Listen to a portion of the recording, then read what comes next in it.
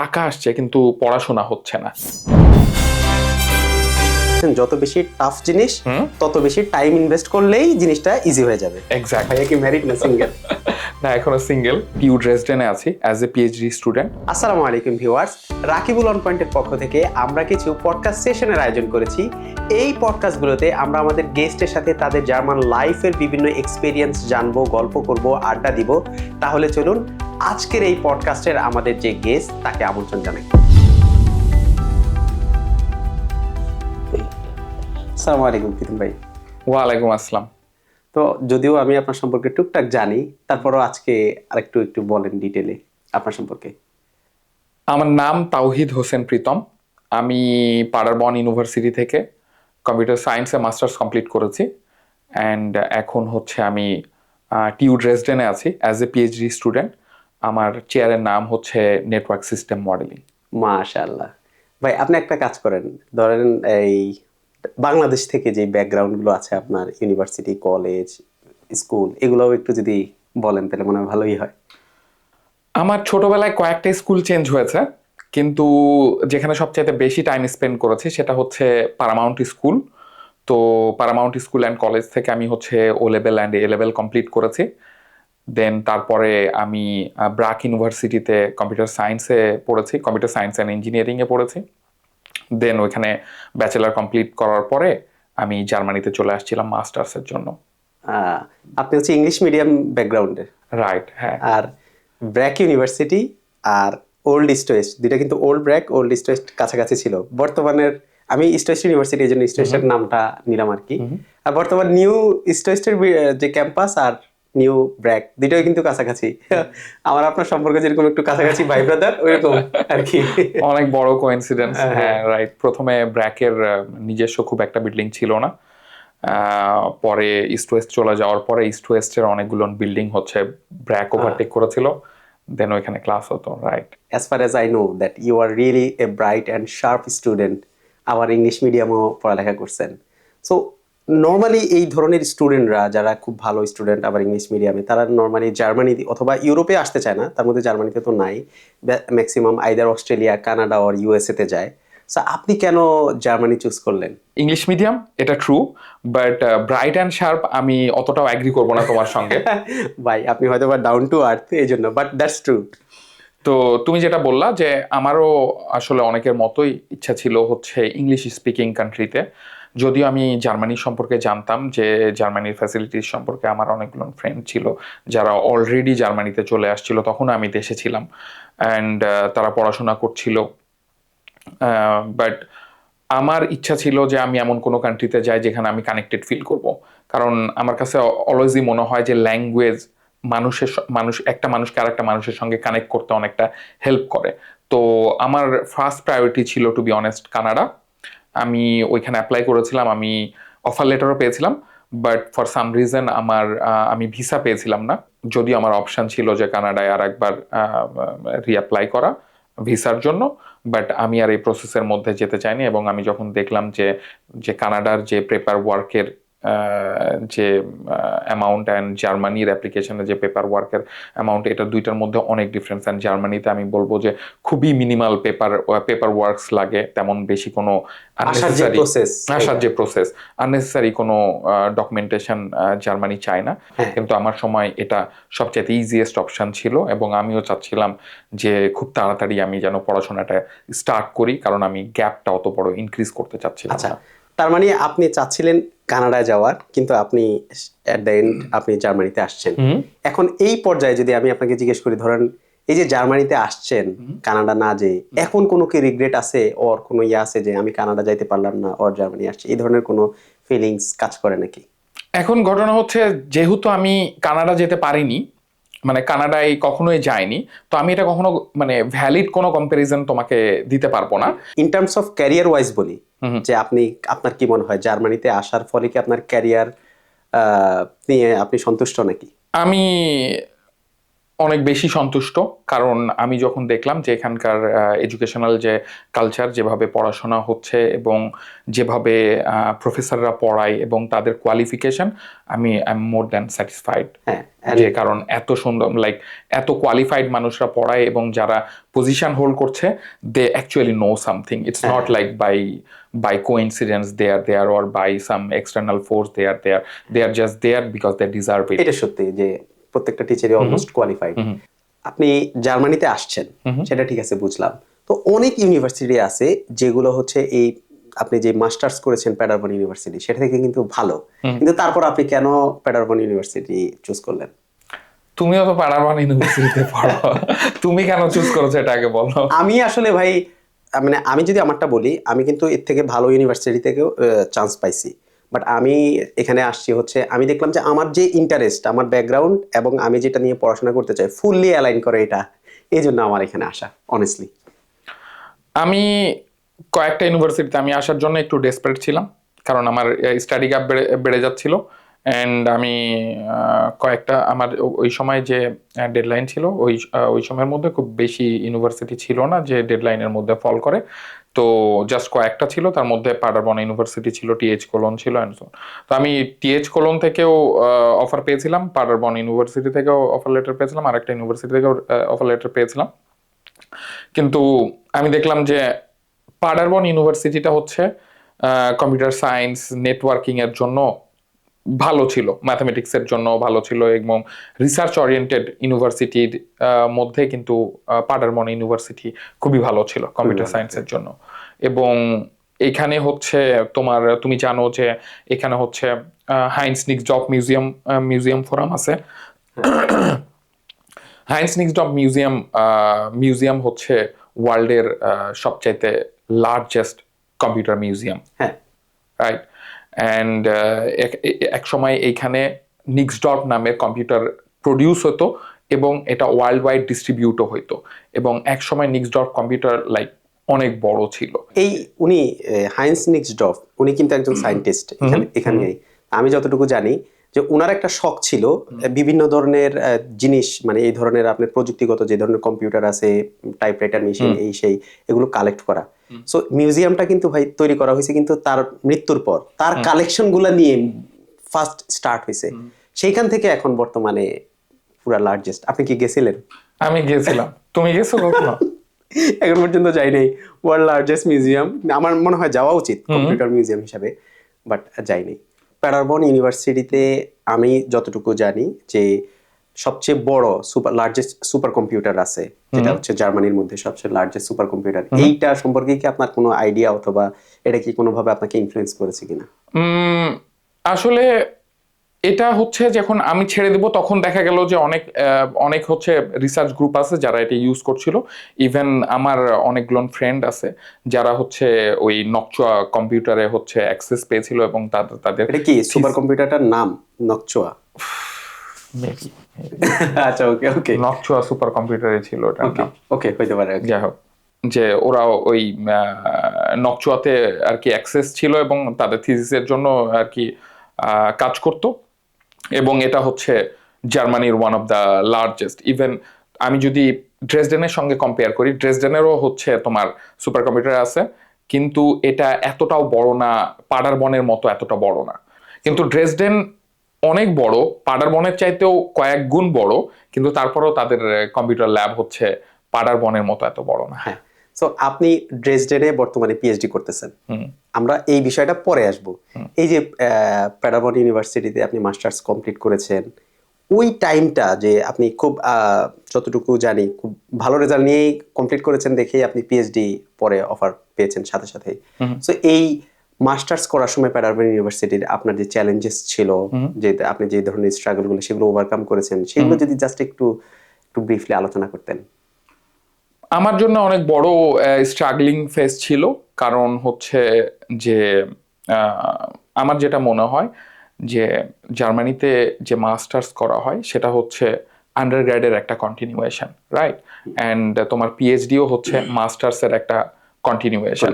এবং ইউনিভার্সিটিস যেগুলো পুরা জার্মানিতে যদি দেখো, এদের মধ্যে যদি শুধু ইউনিভার্সিটি কম্পেয়ার করো, দেন এদের মধ্যে যতই তোমার কম বেশি হোক, খুব বেশি কম বেশি না কিন্তু, হ্যাঁ। 19-20, 19-20 র্যাঙ্কিং এ এদিক ওদিক হইলো, কোয়ালিটিতে 19-20। রাইট, কোয়ালিটিতে 19-20, সেখানেও কোয়ালিফাইড আছে। কিন্তু তুমি যে কোনো একটা ইউনিভার্সিটি থেকে করো, দেন তোমার তুমি খুব একটা বড় বেশি ডিফারেন্সিয়েট করতে পারবে না। বাট হ্যাঁ, কিছু কিছু জিনিসের দিকে কোনো কোনো, রাইট, ফান্ডিং, কোনো একটা ইউনিভার্সিটি ভালো করছে, কন্টিনিউইটি আছে, সেটা তুমি ডিনাই করতে পারবে না, রাইট। তার মানে আপনি বুঝাইতে চাচ্ছেন আপনি যখন এখানে মাস্টার্স স্টার্ট করেছেন, যতটুকু স্কিল থাকা দরকার প্রয়োজন ছিল বাংলাদেশ থেকে আন্ডারগ্রেড করে আসার ফলে আপনার অতটুকু স্কিল ছিল না। সো তার মানে আপনার স্ট্রাগলটা কিন্তু আরেকটু বেশি ছিল। এইগুলো আপনি কিভাবে ওভারকাম করেছেন, মানে এখানে কিভাবে এগুলো ফেস করেছেন কিভাবে? রাইট, আমি এটাই পয়েন্ট আউট করতে যাচ্ছি যে যে স্কিলটা থাকা দরকার ছিল, আমারটা মানে অনেক বড় গ্যাপ ছিল, যেটা যেটা আমার মনে হয় যে অলরেডি আমার থাকা উচিত ছিল। দেন আমি লাইক শুরুর ফার্স্ট সেমিস্টারের পরে বুঝে গেছিলাম যে যে আমি যে জিনিসটা রিকোয়ার্ড এই ইউনিভার্সিটি থেকে পাস করার জন্য, সেটা কোনোটাই নাই আমার কাছে। অ্যান্ড আমি for like once I thought যে আমি মনে হয় আজীবনে এই ইউনিভার্সিটি থেকে গ্রাজুয়েশন কমপ্লিট করতে পারবো না, এন্ড কখনোই বের হতে পারবো না, কারণ নেভার এন্ডিং একটা প্রসেস। কারণ যে জিনিসগুলো দরকার ছিল, ট্রাস্ট মি, আমি কখনোই ওভারনাইট ওভারকাম করতে পারতাম না। এটা একটা continuous process, and like it doesn't matter. আপনি ফোকাসে ছিলেন স্টাডির উপরে? ফোকাসে ছিলাম, কিন্তু আমি এটাও বুঝতে পারছিলাম যে যে জিনিসগুলো দরকার, সে জিনিসটা আমি কখনো ওভারনাইট সলভ করতে পারবো না। নট লাইক যে আমি 1 মাস কাজ করব অ্যান্ড আমার যত গ্যাপ আছে আমি সবকিছু ফিল আপ করে দেবো। টেকনিক্যাল ল্যাকিংস মানে এভাবে কাজ করে না আর কি। লাইক এটা অলওয়েজ একটা কন্টিনিউয়াস প্রসেস। তোমাকে over like month after month তুমি আস্তে আস্তে কাজ করতে যাবে, এন্ড দেন তোমার আপনার আস্তে আস্তে স্কিল বাড়ছিল, ইয়া করছে। রাইট। তো আমার যেটা হচ্ছিল যে আমি অনেক স্ট্রাগল করছিলাম সবকিছু নিয়ে আটকাচ্ছিলাম, এবং আমার মানে লাইক কম্পিউটার সায়েন্সে যে জিনিসটা হয় যে কোনো কিছু ইমপ্লিমেন্টেশনের ব্যাপার স্যাপার এগুলো যেটা আছে, নট লাইক যে তোমার থিওরিটিক্যাল নলেজ দরকার, বাট তোমার টেকনিক্যাল স্কিলও দরকার যে তোমার কোনো কিছু একটা সলভ করার জন্য। তো যেহেতু টেকনিক্যাল স্কিল ছিল না, তো আমার অনেক জায়গায় আর কি ডিফিকাল্টিজ ফেস করতে হচ্ছিল। ভাই, আপনি যেমনটা বলেছেন যে বাংলাদেশ থেকে ব্যাচেলর করে আসার ফলে এখানে যে রিকোয়ারমেন্টটা থাকা দরকার ছিল সেটা আপনার ছিল না। তার মানে হচ্ছে আপনার স্ট্রাগলটা আরেকটু বেশি ছিল, রাইট? সো এই যে স্ট্রাগল থাকার পরেও আপনি এগুলোকে at the end of masters আপনি এগুলোকে সাকসেসফুলি ওভারকাম করছেন, এগুলো কিভাবে করছেন এটা জাস্ট একটু যদি আমাদেরকে বলতেন ব্রিফলি। যদি খুবই শর্ট করে বলি, দেন একটাই কি, যে সেটা হলো টাইম ইনভেস্ট করা, রাইট? মানে এখানে অনেকগুলো কোর্স আছে, রাইট? পাডারবন ইউনিভার্সিটিতে কম্পিউটার সায়েন্সে অ্যাকচুয়ালি 6টা ভাগ আছে।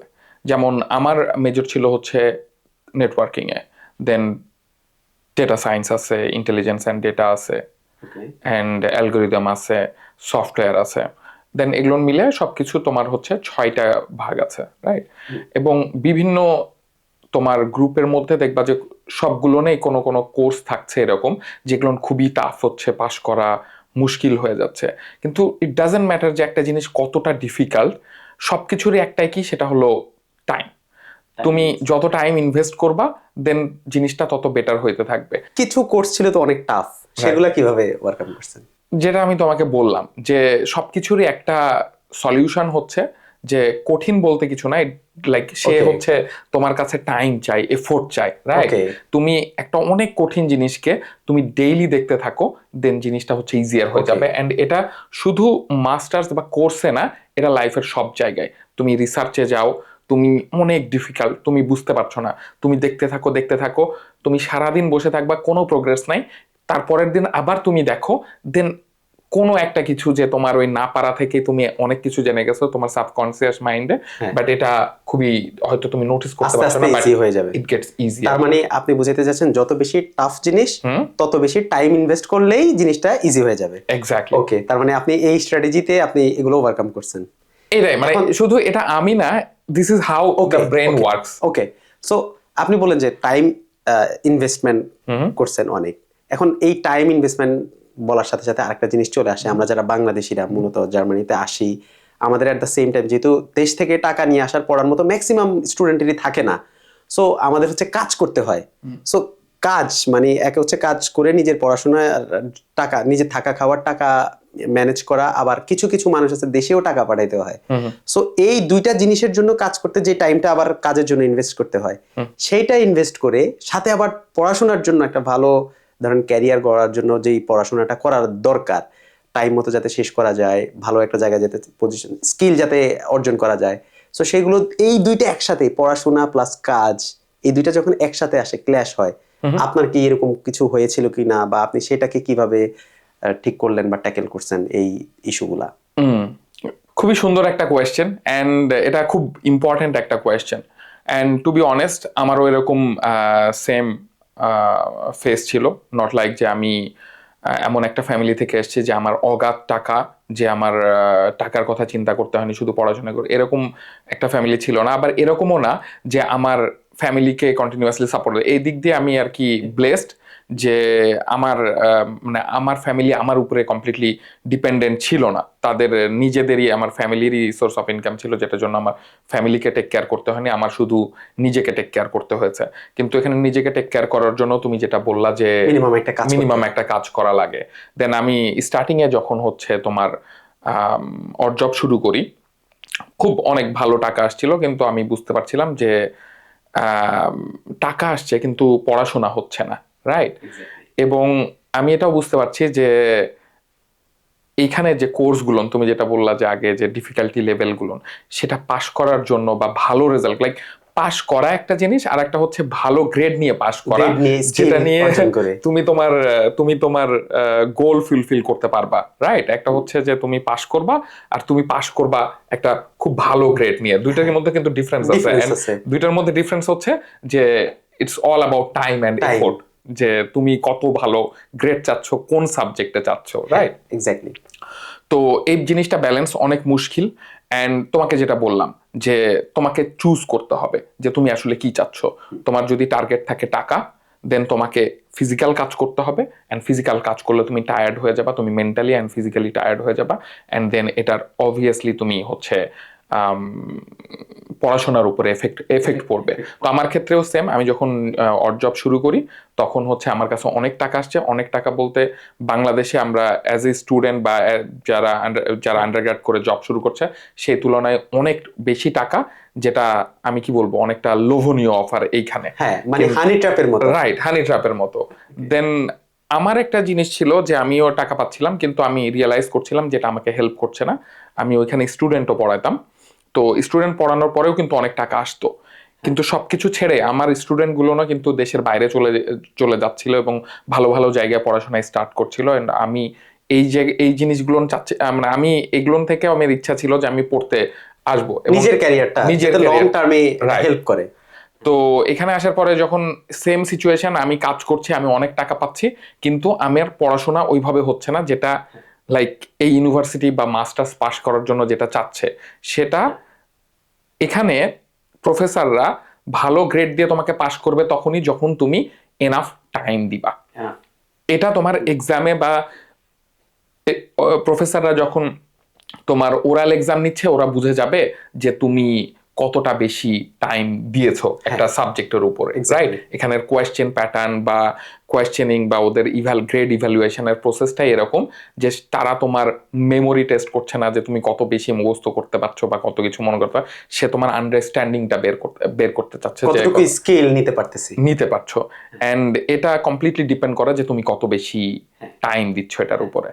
তো লাইক দেন একটা সময় আমার হচ্ছে ডিসাইড করতে হয়েছিল, অ্যান্ড আমি পড়াশোনারটাকে বেশি ফোকাস দিয়েছিলাম রাদার দেন জব।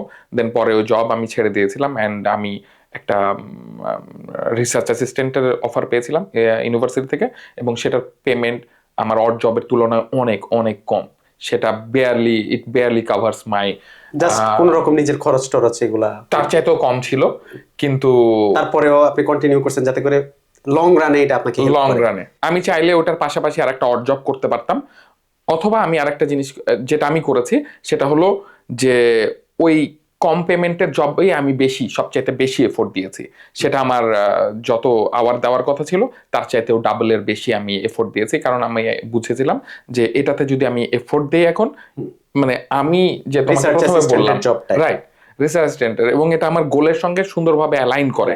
এইটা আসলে আপনাকে অনেক করেছে, এটা আমাকে অনেক হেল্প করে। প্রথমে আপনি যখন বলেছিলেন যে আপনার এই মানে একটা ল্যাঙ্গুয়েজ ভালো হইলে, এখানে জার্মান যারা আছে এরা জার্মান ছাড়া কথা বলে না, সো আপনি কি এই থ্রু আউট দ্য মাস্টার্সের যে টাইমটা, এটা কি আপনার কি জার্মান কি কোনো শিখেছেন, অথবা মনে হয়েছিল যে আমার জার্মান শেখা উচিত, বা এই ধরনের কোনো কিছু?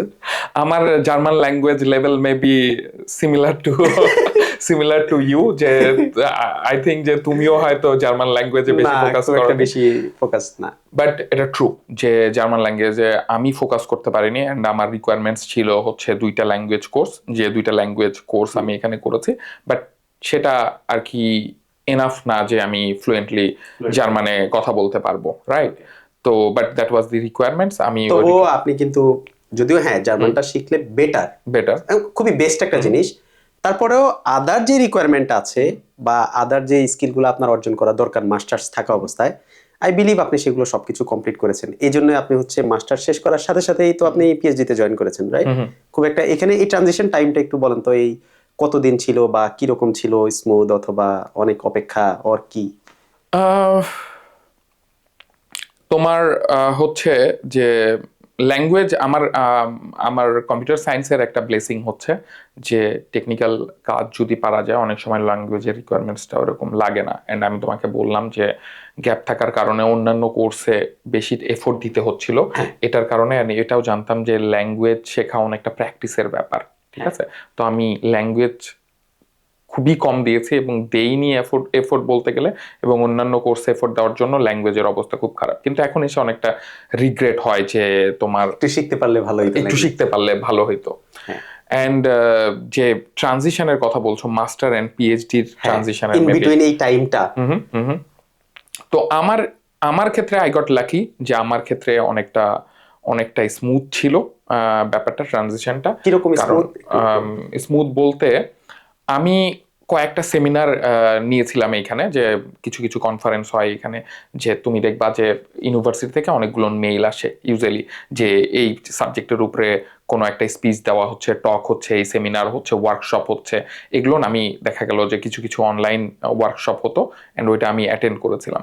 যেমন একটা ছিল হচ্ছে পিএইচডির উপরে, যে পিএইচডি কেন করব না, ফান্ডিং কোত্থেকে আসে না আসে, এরকম ধরনের একটা ইয়ে ছিল ইউনিভার্সিটি থেকে, যেগুলো ইউনিভার্সিটি থেকে যেগুলো টক হয়। তো এগুলো আমরা অনেক সময় ইগনোর করে যাই, এবং আমার যেহেতু ইচ্ছা ছিল পিএইচডির জন্য, এবং ওই কয়েকটা নিয়েছিলাম। এন্ড ওইখানে একটা কথা ছিল যে তুমি যদি আসলে পিএইচডি করতে চাও, দেন তোমার উচিত যে অ্যাটলিস্ট 6 মাস বা তার বেশি, মানে 1 বছরের কম যদি তোমার থাকে, দেন অ্যাটলিস্ট যে whenever you start writing your thesis, যে তুমি তোমার সুপারভাইজারকে জানায় রাখো যে ইউ আর ইন্টারেস্টেড, রাইট? যদি এটা কেন জানায় রাখবা, কারণ মানে মেবি তার কাছে কোনো একটা পজিশন আছে, maybe like he is satisfied with your work and all, ওর আপনাকে নোটিসে রাখবে, তোমাকে নোটিসে রাখবে, অথবা সে তার কোনো একটা কলিগকে চেনে যার কাছে ভ্যাকেন্সি আছে, রাইট? কারণ এখানে আমি যেটা বুঝি যে এটা অনেকটা ওপেন সিক্রেট, যে তোমার পিএইচডি একটা র্যান্ডম কাউকে অফার করার চাইতে প্রফেসররা অনেক সময় প্রিফার করে যাকে যে চিনে, যাকে সে দেখেছে যে কাজ করে, যে এফোর্ট দিচ্ছে, তাদেরকে চুজ করা বেশি প্রিফারেবল মনে করে, rather than a random guy with a very good CV. আপনার ট্রানজিশনটা ছিল তার মানে হচ্ছে আপনি মাস্টার শেষ করছেন, শেষ করার সাথে সাথে পিএইচডি পাইছেন? আমি যখন থিসিস স্টার্ট করি তখন আমার কাছে 2টা পিএইচডির অফার ছিল তখন। হ্যাঁ, 2টা ছিল। তো আমি হচ্ছে জানিয়ে রেখেছিলাম, বাট লাইক সরি, আমি যখন থিসিস স্টার্ট করি তখন হচ্ছে আমি হচ্ছে অফার খুঁজছিলাম আর কি, পিএইচডির অফার। তো অলরেডি আমি দেখছিলাম যে পাডারবন ইউনিভার্সিটিতে একটা অফার ছিল, যেটা হচ্ছে যে 2জন পিএইচডি স্টুডেন্ট খুঁজছিল, সে নতুন একটা প্রফেসর আসছিল, এবং তার যে রিকোয়ারমেন্ট সেটার সঙ্গে আমার অ্যালাইন হয়। কিন্তু সেই প্রফেসরটা রেপুটেড কারো ওই ইউনিভার্সিটির ডিগ্রি চাচ্ছিল, and Paderborn is already a reputed university, that is why that professor is coming to Paderborn university. And but like additionally সে হচ্ছে 3জন ভালো কারো রিকমেন্ডেশন চাচ্ছিল। And then I reached out to my যে প্রফেসর যার আন্ডারে আমি হচ্ছে রিসার্চ অ্যাসিস্ট্যান্টের জব করতাম, অ্যান্ড যে প্রফেসর আন্ডারে আমি থিসিস করছিলাম, তাদের সবাইকে রিচ আউট করি, এবং আমার সুপারভাইজার যে ছিল 3জন পার্সন আমি জানা মানে পরিচিত ছিল, তাদেরকে বলি হচ্ছে রিকমেন্ডেশনের জন্য। বাট যখনই আমি এটা বলি তখন তারা দুইজনই আমাকে রিপ্লাই দেয়। আমার হচ্ছে সুপারভাইজার ছিল পিএইচডি স্টুডেন্ট, সো সে তো কোনো তার পজিশন হোল্ড করে না, বাট প্রফেসর যে দুইজন ছিল তাদের দুইজনের কাছেই পজিশন ছিল দুইটা, এবং তখন সে বলছিল যে তোমার জন্য আমি রিকমেন্ডেশন দিয়ে দিব, বাট তুমি যদি চাও দেন আমার কাছে হচ্ছে তার মানে বিষয়টা হচ্ছে দুইজন প্রফেসরের কাছে আপনি রিচ আউট করছেন রিকমেন্ডেশনের জন্য, দুইজনই আপনাকে অফার করছে যে আমাদের কাছেই আছে। দ্যাট মিন্স তারা আপনাকে চাচ্ছিল হয়তো বা আগে থেকেই মনে মনে ধরে রাখতেছিল এরকম। তারপর তার মানে কিন্তু আপনার তো দুইটা না তিনটা হয়ে গেল, এই দুইটা ওইখানে একটা, টোটাল 3টা পিএইচডি মোরলেস বলা যায়। রাইট। আপনি এখন যার আন্ডারে পিএইচডি করতেছেন উনি, তার মানে উনার আন্ডারে আপনি রিসার্চ অ্যাসিস্ট্যান্ট ছিলাম, কাজ করেছেন। তার মানে আপনি রিসার্চ অ্যাসিস্ট্যান্ট যার আন্ডারে কাজ করেছেন তিনি টিউ ডেসডেনে, সে আগে এখানে ছিল পাডারবর্ন ইউনিভার্সিটিতে ছিল। পাডারবর্ন ইউনিভার্সিটিতে সে হচ্ছে টিউ ড্রেসডেনে চলে গেছে। সে এখানে জুনিয়র প্রফেসর ছিল, ওইখানে যে সে ফুল প্রফেসর হয়েছে, এবং তার যে পিএইচডি স্টুডেন্ট ছিল সে এখানে, মানে এই বিষয়গুলো নিয়ে একটু কমপ্লিকেটেড, একদম ইন্টারকানেক্টেড, মানে ইউনিভার্সিটি হয়তো বা ডিফারেন্ট, বাট দেখা গেছে রিসার্চের যে কাজগুলো একটা ইউনিভার্সিটির সাথে আরেকটা ইন্টারকানেক্টেড। আপনার প্রফেসর দেখা গেছে টিউ ডেসডেনে, আপনি এখানে রিসার্চ অ্যাসিস্ট্যান্ট হিসেবে প্যাডারবর্ন থেকে কাজ করছিলেন তার সাথে, আবার এখান থেকে এখন টিউ ড্রেসডেনে চলে গেছেন তার আন্ডারে পিএইচডি করার জন্য। ইন্টারকানেক্টেড। সো পিএইচডি করতে গেলেন টিউ ড্রেসডেনে, এরপরে এখন সোফার কতদিন কমপ্লিট হলো ভাই পিএইচডি স্টার্ট করার পর? 1 বছর, অলমোস্ট 1 বছর। সো এই 1 বছরের একটু এক্সপেরিয়েন্স, ভালো লাগা কি মানে কিরকম মনে হয় আপনার কাছে পিএইচডি করাটা? আসলে মানে আমার খুব ভালো আইডিয়া ছিল না যে পিএইচডি অ্যাকচুয়ালি কিভাবে হয়, কারণ এন্ড অনেক কিছু এক্সপ্লোর করছে এই বছরের মধ্যে। আমার মনে হয়েছিল যে আচ্ছা ঠিক আছে, মেবি জিনিসগুলো এরকম হবে বা এরকম, বাট কমপ্লিটলি অনেকটা ইন্ডিপেন্ডেন্ট ব্যাপার স্যাপার, যে মানে নট লাইক যে প্রফেসর এসে আমাকে সবসময় বলছে যে এটা করো, এরকম না। লাইক সেখানে অনেক ফ্রিডম আছে, আমি চাইলে সে ফ্রিডমটাকে মিস ইউজ করতে পারি, বা লাইক বাট সে যেটা চায় বা আমার যেটা করা উচিত সেটা হচ্ছে যে আমার এই টাইমটাকে মানে মিস ইউজ না করে, যে না আমি বসে আছি কিছু করছি না কিন্তু তারপরে টাকা পাচ্ছি। আর আরেকটা জিনিস হচ্ছে যে আমার PhD always contractual, academic like হচ্ছে সবসময় কন্ট্রাকচুয়াল থাকবে, নট লাইক এখন পোস্ট ডক বা তারপরের যে স্টেপস গুলো, এগুলো অলওয়েজই contractual and struggling and competitive যে জিনিসগুলো। তো একটা মানুষের যেভাবে চিন্তা করা উচিত সেটা হলো যে নট লাইক যে আমাকে ফ্রিডম দিচ্ছে, আমাকে কোনো কিছু সুপার মানে সেরকম কেউ সবসময় দেখছে না যে আমি কখন আসছি ইউনিভার্সিটিতে, কখন যাচ্ছি, বা আমি রিমোট ওয়ার্কে বাসায় বসে আছি কোনো কিছু করছি না, এরকমও করতে পারি। বা এরকম করেও চিন্তা করতে পারি যে আমাকে একটা টাইম দেওয়া হয়েছে, আমাকে আল্লাহ রহমতে মানে সাফিসিয়েন্ট অ্যামাউন্ট অফ টাকাও দেওয়া হচ্ছে, যেটা একটা অনেকটা জবের সমতুল্য, ঠিক আছে? সে টাকাটা দিচ্ছে, টাইম দিচ্ছে, ট্যাক্সও কম, এবং এটা এবং সেটাকে আমি অ্যাজ এ অপরচুনিটি নিচ্ছি, এবং আমি আমার প্রফেসরকে বদার করব as much as possible and learn as much best আউটপুটটা নিয়ে আসার। তার মানে আপনি যেটা আপনার কথাই বুঝলাম যে আপনি যদিও স্ট্রাগল আছে পিএইচডি তে, বাট আপনি এট দ্য সেম টাইম এটা এনজয় করছেন সোফার। আপনাকে আমি অন্য একটা জিনিস জিজ্ঞেস করি, সেটা হচ্ছে আপনি সম্ভবত আপনার একটা পেপার পাবলিশড হয়েছে, রাইট? সো দুইটাই কি আপনি ইউএসএ গেছেন কনফারেন্সে? না, একটাতে হচ্ছে আমি ফার্স্ট অথর ছিলাম, আর আরেকটাতে আমি থার্ড অথর ছিলাম। তো কোনটার জন্য আপনি ইউএসএ তে আমি গিয়েছিলাম হচ্ছে যেটাতে আমি ফার্স্ট অথর ছিলাম, তো সেটার জন্য আর কি ইউএসএ তে গিয়েছিলাম। সেটা হচ্ছে আমার মাস্টার থিসিস এর পেপার, তো যেটাতে আমি মাস্টার থিসিস করেছিলাম। মানে আপনার মাস্টার থিসিসটা একটা কোয়ালিটিফুল কাজ, কিন্তু দ্যাটস আই অবশ্যই। কতদিন ছিলেন ইউএসএ তে? ইউএসএ তে ছিলাম 1 সপ্তাহ। ফান্ডিং দিয়েছিল পাডারবর্ন ইউনিভার্সিটি, ফুল ফান্ডিং। আপনার আসা যাওয়া থাকা, বাট নট খাবার দেয়নি। সো এবার একটু পার্সোনাল কোশ্চেন আসি, আপনি কি ম্যারিড না সিঙ্গেল? অনেকেই যারা দেখছে হয়তো ভাবতে পারে ভাইয়া কি ম্যারিড না সিঙ্গেল? না, এখনো সিঙ্গেল। সো এটা কি প্রসেস কবে শুরু হবে? প্রসেস নাকি চলছে, বাসা থেকে খুঁজছে? I don't know, but like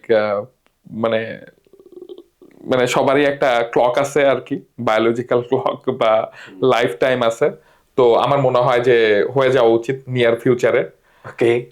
based on my age and all. হ্যাঁ বাট লেটস সি, যে মনে হয় যে এখানে যে লাইফস্টাইল বা সবকিছু, like I don't get to meet people from my country, or like I don't know much people from my country, and also it's not like knowing someone and getting married to someone. It's like finding a suitable person and Suitable person. getting married, right? যার সাথে fully align করে। Align করে, and তোমার মানুষই যদি না চিনো, দেন তোমার লাইক হ্যাঁ অ্যালাইন এটা করার এটা ব্যাপারটা এটা আসে না। এটা সত্যি। আর এখানে যে লাইফস্টাইল মুশকিল আমার মনে হয়, হ্যাঁ কারণ আমি এখানে যখন ছিলাম তখন যেটা হওয়ার কথা ছিল, বাট তুমিও হয়তো জানবা যে, কারণ তুমি আমার অনেক ভালো ফ্রেন্ড, এন্ড লাইক তোমার ফ্রেন্ডরাও, ক্লোজ ফ্রেন্ডরাও হচ্ছে আমার আমার অনেক ভালো ফ্রেন্ড, এন্ড তুমি জানবা যে লাইক কোনো দেখা গেল যে এখানে যে মেয়েগুলো ছিল বা কমিউনিটি ছিল, মোস্টলি আমি ছেলেদেরকে চিনতাম, কোনো হ্যাঁ, মেয়েদের সঙ্গে এখানে আই ডোন্ট তো থিঙ্ক যে maximum।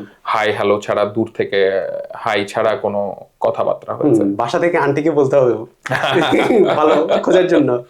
হ্যাঁ তাহলে আমরাও দেখা গেছে একটা দাওয়াত পাবো জার্মানিতে নাকি, যদি বাংলাদেশে না যায় জয়েন করতে পারি এখানে হবে ইনশাআল্লাহ। প্রীতম ভাই, আপনার যে বাংলাদেশ থেকে প্রথমেই জার্মানিতে আসার যে একটা ইনসিডেন্ট, লেজেন্ডারি ঘটনা ঘটছে, সেই ঘটনাটা একটু একটু আমাদেরকে বলেন। খুব শর্ট করে যদি বলি, তখন করোনা ফেজ চলছিল, অ্যান্ড সব জায়গায় হচ্ছে ফ্লাইট রেস্ট্রিকশন শুরু হয়ে গেছিল, বাট আমাদের হচ্ছে প্রথমে ইনিশিয়ালি 6 মাসের ভিসা দেয়, অ্যান্ড পরে এখানে এসে যে ভিসা এক্সটেনশন করতে হয়। তো আমাকে ওই 6 মাসের মধ্যে আর কি ফ্লাই করতে হতো, আর আমার ফ্লাইট ক্যান্সেল হয়ে গেছে, আমি জানতাম না যে নেক্সট ফ্লাইট কবে পাবো। বাট ফর্চুনেটলি আমি পেয়ে যাই, তখন পার্শিয়ালি ওপেন হয়েছিল আর কি বর্ডার, এবং তখন যেটা লাগছিল যে নতুন স্টুডেন্টদের ফ্লাই করার জন্য কিছু ডকুমেন্টস, এক্সট্রা ডকুমেন্টস লাগছিল জার্মানিতে ঢোকার জন্য। তো আমি সব ধরনের ডকুমেন্টস আর কি মেলে কালেক্ট করে নিয়েছিলাম। ফর এক্সাম্পল, ইউনিভার্সিটি থেকে ক্লিয়ারেন্স নিয়েছিলাম যে আমার physical presence mandatory because of the exam. So এরকম ধরনের একটা অফিসিয়াল ডকুমেন্টস আমার কাছে ছিল, এবং যেখানে আমি আর আমার ল্যান্ড করবে, যেখানে যেখানে হচ্ছে ফ্র্যাঙ্কফুর্ট, সেখানের পুলিশের, ফ্র্যাঙ্কফুর্ট পুলিশের একটা ক্লিয়ারেন্স ছিল যে আমি তাদেরকে সব ডকুমেন্ট সাবমিট করেছিলাম, এবং তারা বলেছিল যে সিন্স তোমার হচ্ছে ম্যান্ডেটরি প্রেজেন্স সার্টিফিকেট আছে, entry is possible in your case, এরকম ধরনের একটা ইমেল ফ্র্যাঙ্কফুর্ট পুলিশ আমাকে দিয়েছিল। তো এইসব ডকুমেন্টস নিয়ে, এবং আমি যে রেজিস্টার স্টুডেন্ট, আমার এক্সামের ডেট, এগুলো সব কিছু আমার ডকুমেন্টস প্রিন্ট আউট ছিল। তো এগুলো ডকুমেন্টস নিয়ে আর কি ফ্লাই করছিলাম।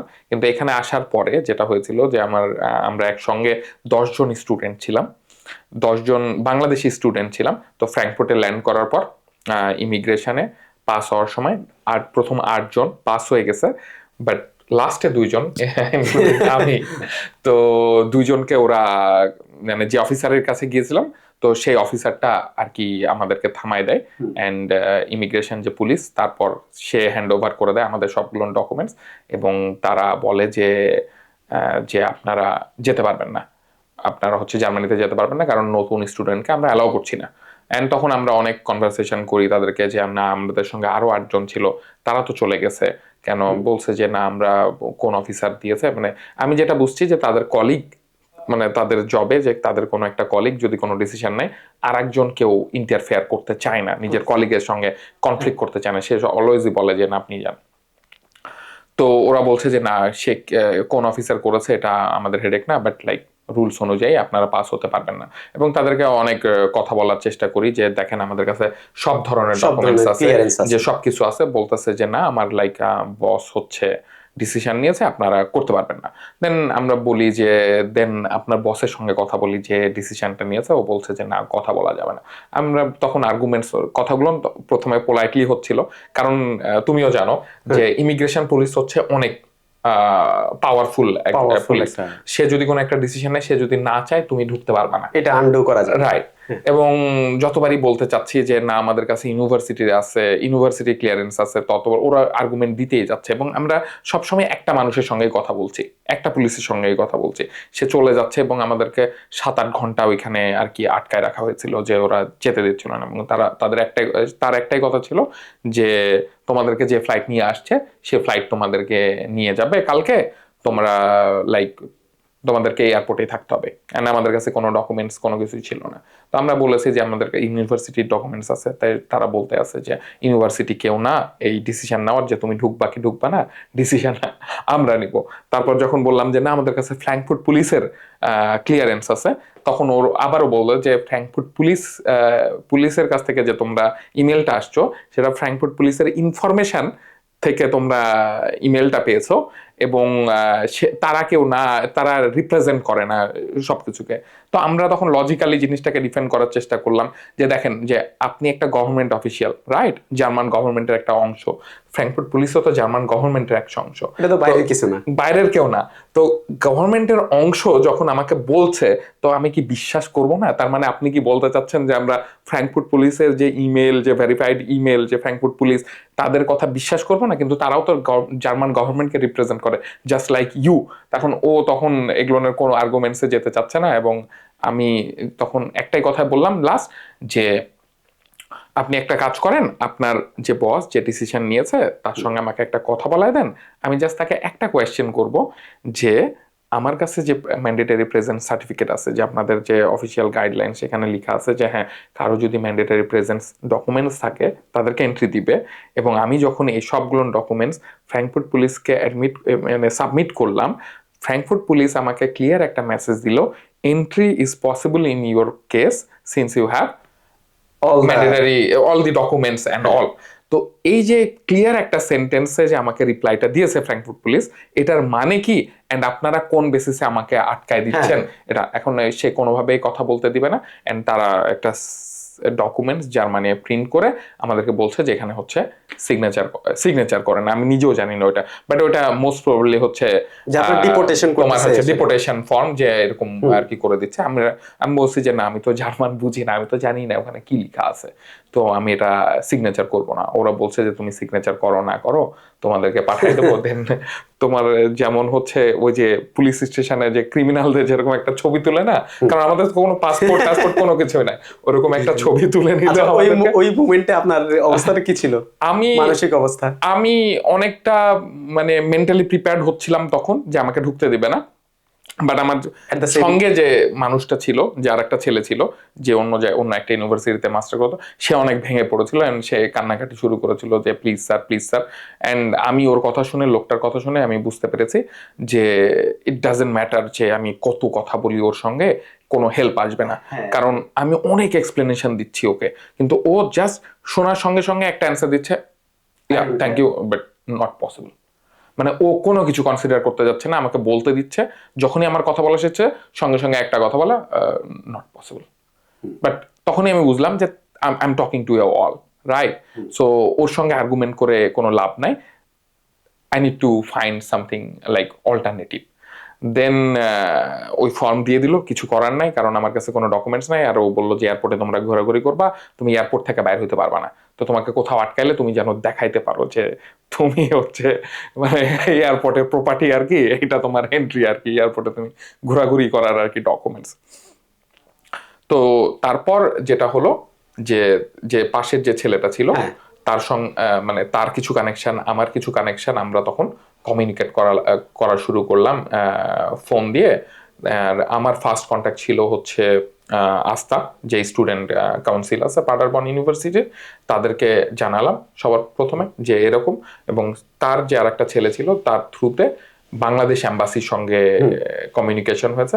বাংলাদেশ অ্যাম্বাসেডারের না, বাট অ্যাম্বাসেডারের যে সেকেন্ড ছিলেন, উনার সঙ্গে কনভারসেশন হচ্ছিল। আমি তখন এক্সপ্লেন করছিলাম যে কি সিচুয়েশন। আসলে পাশের যে আরেকজন ছেলে ছিলাম, বললাম যে সে মেন্টালি অনেক ভেঙে পড়েছিল, যে এবং সে অনেক কান্নাকাটি করছিল যে ব্যাপারটা। তো দেখা গেল বাংলা যে সেকেন্ড ইন কমান্ড ছিল তার সঙ্গে আমি কমিউনিকেশন করছিলাম, যে বললাম যে সিচুয়েশন এরকম, এবং আলটিমেটলি যে সলিউশনটা আমি আমার মনে হয় যে এখান থেকে পেয়েছি সেটা হলো তোমার পাডারবর্ন ইউনিভার্সিটির যে আস্থা, তারা সিটি মেয়রকে জানিয়েছে, সিটি মেয়র দেন হচ্ছে তোমার হচ্ছে পুলিশ, ফ্র্যাঙ্কফুর্ট পুলিশের সঙ্গে কথা, ইমিগ্রেশন পুলিশের সঙ্গে কথা বলেছে, মানে একটা গ্রে এরিয়া আছে এখানে, রাইট? মানে এদের মানে যদিও সিটি মেয়র, মানে ইউনিভার্সিটির সঙ্গে সিটি মেয়র এন্ড সিটি মেয়রের সঙ্গে পুলিশের ডিরেক্ট কোনো ইনফ্লুয়েন্স, মানে কেউ কারো আন্ডারে না, বাট সামহাও তারা কিছু একটা করতে পারে কনফার্মেশন, যেটা তারা করতে চায় না, বাট আমাদের জন্য সেটা তা করেছিল। বাট এখানে একটা সবচেয়ে কষ্ট লেগেছিল যে জিনিসটা, সেটা হলো আমার মনে হয়েছিল যে বাংলাদেশ এম্বাসি যে হেল্পটা করা উচিত ছিল বাংলাদেশ এম্বাসির, জার্মানিতে বাংলাদেশ এম্বাসির, যেটা আমি বলবো যে এক্সপেক্টেড সে জিনিসটা আমি পাইনি। কারণ যদিও সে যে সেকেন্ড আর কি ছিলেন আর কি, বাংলাদেশ অ্যাম্বাসেডর ছিলেন না, বাট সেকেন্ড যে পজিশনে ছিলেন, তার সঙ্গে আমার হোয়াটসঅ্যাপে কমিউনিকেশন হয়েছে। আমার তাদেরকে সব ডকুমেন্টস পাঠিয়েছি, পাসপোর্ট থেকে শুরু করে, এবং আমার কাছে যা যা ডকুমেন্ট ছিল ওই ছেলেরও, এবং পাঠিয়েছে। পাঠানোর পরে সে বলতে চাচ্ছে যে ওকে ঠিক আছে, কোনো সমস্যা নাই, যে তোমাদেরকে যদি বেরো করে দেয় এখন, তোমাদেরকে তো কালকে, আগে তো তোমাকে বের করতে পারবে না, দেন তোমার ইউনিভার্সিটি খোলার আগে আমি তোমার ইউনিভার্সিটির সাথে কথা বলবো। তো এই কথাটা আমার পছন্দ হয়নি, রাইট? এগুলো একটা polite way of saying, like তুমি জাস্ট হচ্ছে পোলাইট ওয়েতে আপনাকে বুঝাই দিল যে ভাই তোমারটা তুমি বুঝাও, রাইট? কারণ আপনার তো ওই টাইমটাই সলিউশন লাগবে, ওই টাইমে সলিউশন লাগবে। এন্ড সলিউশনে আমার মনে হয়েছে যে এম্বাসির সঙ্গে কথা বলবে, ইউনিভার্সিটির সঙ্গে তুমি কেন কথা বলবা? ইউনিভার্সিটির সঙ্গে তো আমি কথা বলতে পারবো। তুমি এম্বাসি, তুমি গভর্নমেন্টের একটা অংশ, তুমি একটা গভর্নমেন্ট বডির সঙ্গে কথা বলো, তাই না?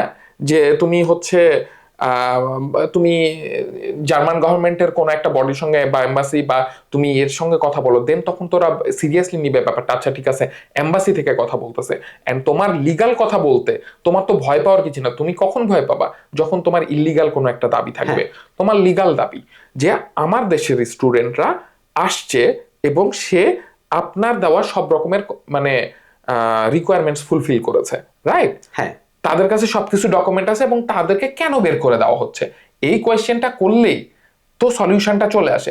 তুমি ইউনিভার্সিটিকে কি বলবা? রাইট? ইউনিভার্সিটি আবার বলবে, ইউনিভার্সিটিকে তো আমি নিজেই বলতে পারি।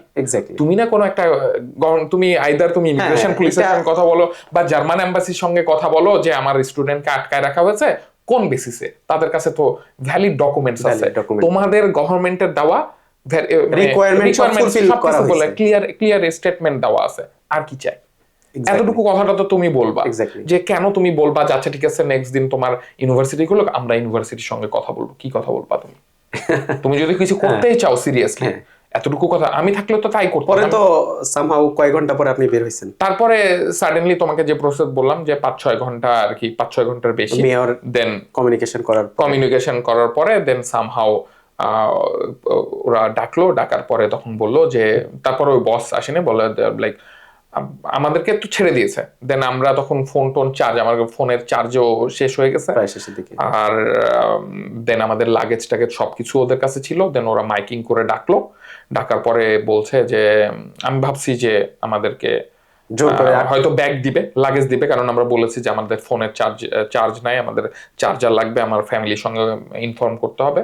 তো আমি ভাবছি যে মাইকিং করে যে যখন ডাকলো তখন হয়তো আমাদেরকে ব্যাগ দিবে এই জন্য, তো তখন চার্জার নিয়ে চার্জ দিব এরকম একটা মেন্টালিটিতে ছিলাম। তখন ও যাওয়ার পরে তখন ও বললো যে there is a good news for you, like our boss decided to let you in. ঠিক আছে, তখন আমি বললাম থ্যাংক ইউ, বলছে যে don't thank me, like it's not my decision, it's my boss decision. তাও ফাইনালি এট দ্য এন্ড যে solution একটা পেয়েছেন, যদিও একদিন আপনার খুব একটা হ্যাকটিক গেল। একে তো বাংলাদেশ থেকে আসছেন, আপনার বাংলাদেশের মানে সাথে একটা হিউজ জার্নি, মন খারাপ, আবার সবকিছু, তার মধ্যে আবার এই ধরনের ঝামেলা। যাই হোক, at the end of the day সবকিছু ঠিকঠাক ছিল, আলহামদুলিল্লাহ।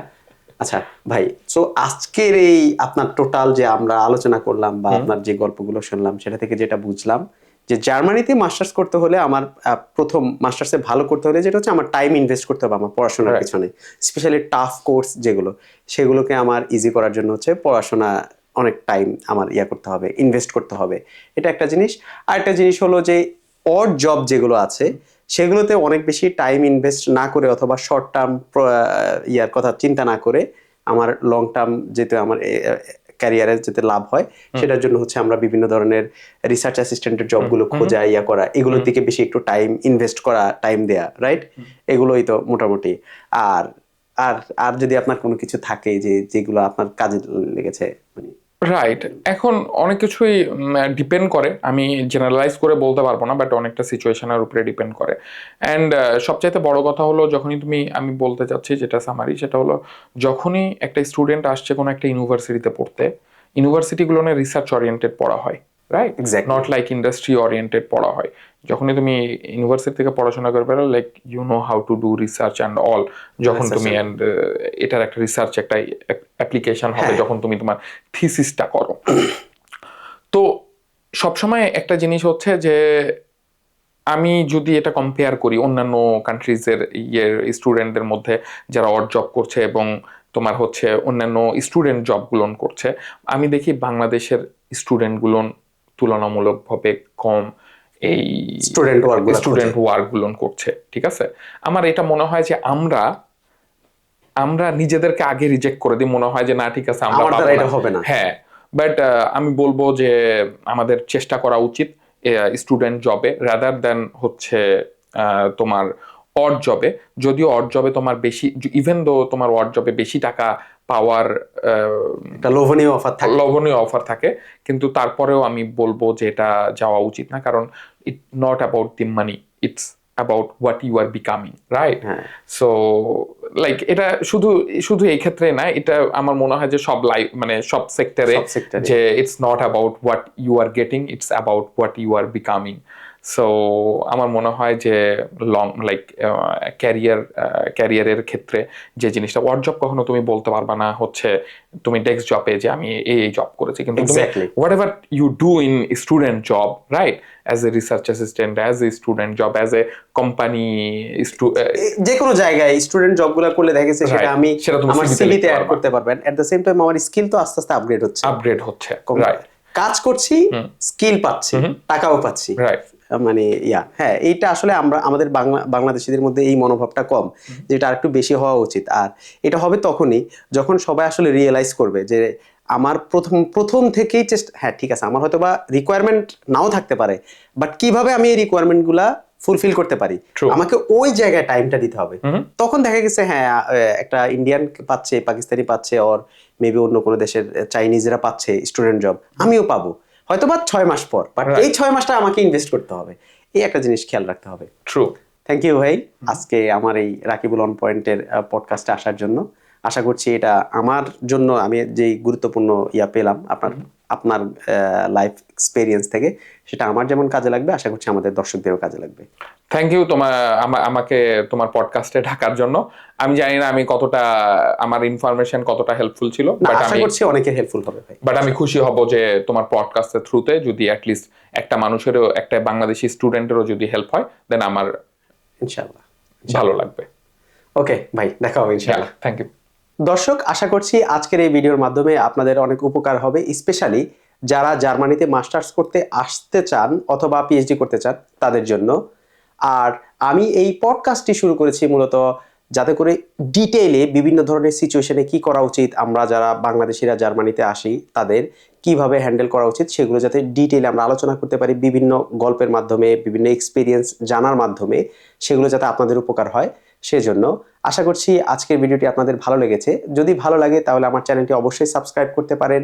আর আপনাদের কি ভালো লাগে কি খারাপ লাগে আপনারা চাইলেই কমেন্টে জানাতে পারেন, অথবা যদি আপনাদের কোনো কোয়েরি থাকে সেগুলো আপনারা কমেন্টে দিলে ইনশাআল্লাহ আমি চেষ্টা করবো আপনাদের অ্যান্সার দেওয়ার জন্য।